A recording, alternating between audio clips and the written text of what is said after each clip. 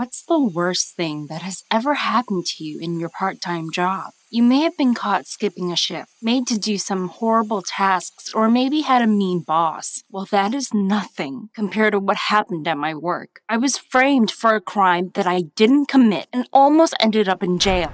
It was just a normal Saturday at work, and I was having to stand in one of the galleries, keeping an eye on the visitors and answering questions. The museum has finds from all over the world. There are rare statues, priceless jewelry, and mountains of gold coins. Some people might find museums boring, but there are some pretty impressive items there, and some of them are worth a lot of money. Part of my job involves walking around and making sure that nothing suspicious is going on. That day at work, there was a group of French tourists looking around. I heard them and recognized their accents straight away. I was so pleased to hear some real French people, and even better, I could understand a bit of what was being said. So I decided to follow them and listen in on their conversation. I hid behind a big Roman statue as they stood chatting, and I was so happy when I started to pick up some of their words. They were looking at some small glass vases on display and saying how impressive they were. Then, one of them said a word I remembered, but couldn't quite remember what it meant. It was voler. As I was listening in, one of them moved closer to a vase to take a photo of it, and they set off an alarm.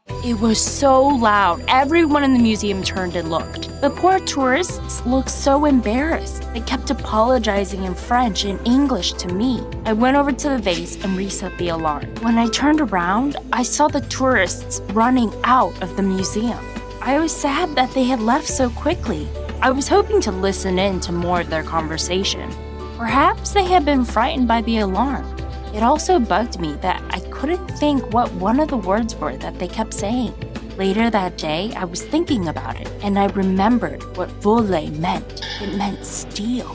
I couldn't believe it. They were talking about stealing one of the vases. I stopped what I was doing and ran as fast as I could to the security guard's office. I knocked on the door and waited impatiently for him to let me in. Gary, the head of security, eventually opened the door. I rushed in and started garbling about the tourists and how I had followed them to listen into their conversation, and how I had been secretly learning French and hadn't told anyone, and how those tourists were planning to steal one of the vases. Gary listened to me intently. Then he told me not to worry. I was so angry. How could he not be worried?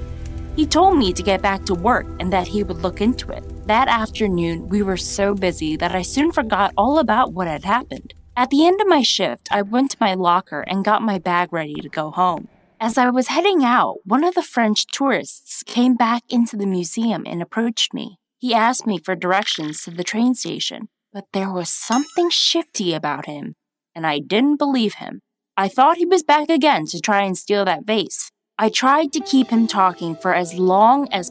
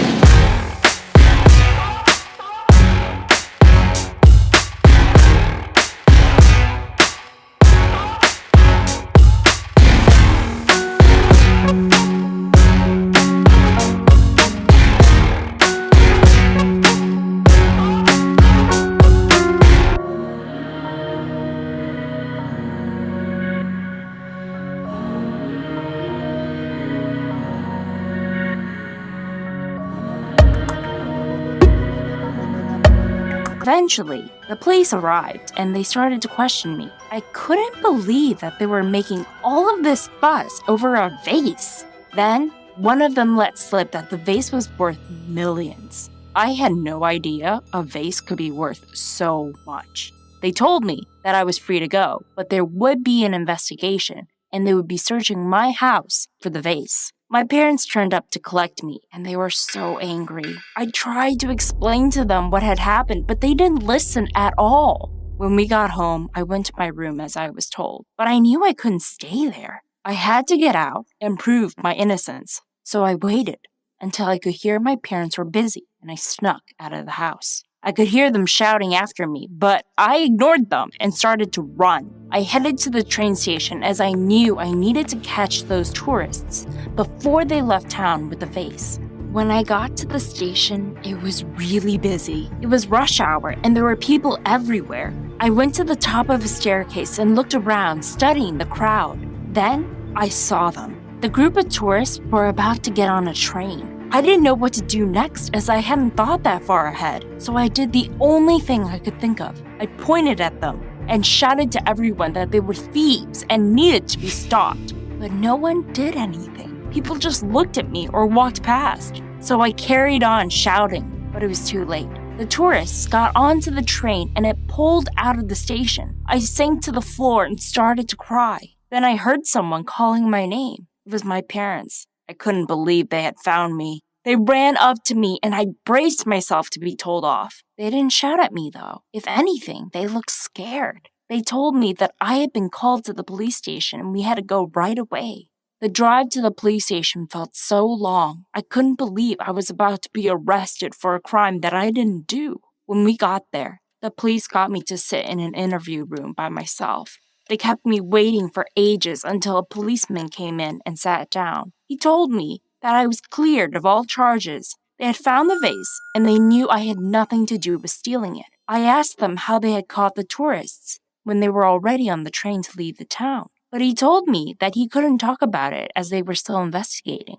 I was released and allowed to go home. My parents were in the waiting room, and my mom started crying when I saw her. They apologized so much for believing that I could have been a thief. As upset as I had been, I forgave them. They wanted to take me home, but I convinced them to drop me off at the museum first. I needed to speak to my boss about what had happened. When I got to the museum, I saw police cars outside. This didn't surprise me as they were still investigating, but then something really shocking happened. The police were bringing a man out of the museum in handcuffs, and it wasn't who I thought it would be. It was the security guard, Gary.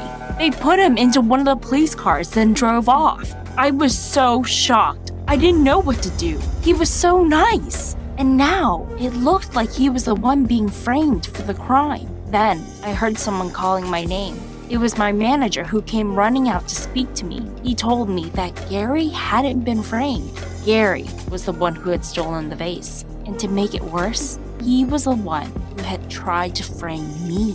Apparently, when the police were investigating, they had found out that Gary had a criminal record and lied to get a job at the museum. They soon worked out that he had stolen the vase and erased the camera footage so no one would know it was him. He had stolen the vase, then went into my locker and hid the alarm in my bag, framing me for his crime. The tourist coming back to the museum and asking for directions was just a coincidence. I was so shocked. I would never have suspected him of being a criminal. He had seemed so trustworthy. That was a few weeks ago. And now things are back to normal. My job is going really well. My manager feels so guilty about what happened that he is super nice to me. He has even said that I can have as many shifts as I want when I come back from college in the holidays. But there was something that I couldn't stop thinking about. If the tourists were innocent, why were they using the word voler? I looked it up. I realized that the word can mean steal, but it could also mean to fly. That was when I realized what was on the vase. It was a picture of some birds in flight. That was what they had been talking about. I've realized I still have a way to go before I can say that I understand French. Have you ever jumped to a conclusion and it turned out you were really wrong? Or has something really bad happened to you in your job? Let me know below. I'd love to hear it. And don't forget to subscribe.